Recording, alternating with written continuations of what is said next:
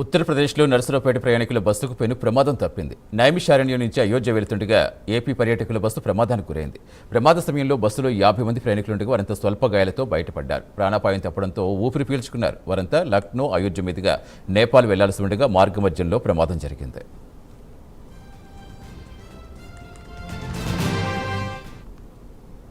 మిత్రులరా, నర్సరావుపేట నుండి 50 మంది ఉపాధ్యాయులు ఇతర మిత్రుల బృందం లక్నో మీదుగా నైమిషారణ్యం నుండి ఈరోజు అయోధ్య చూసుకుని రేపు నేపాల్ వెళ్ళటానికి 50 మంది బయలుదేరారు.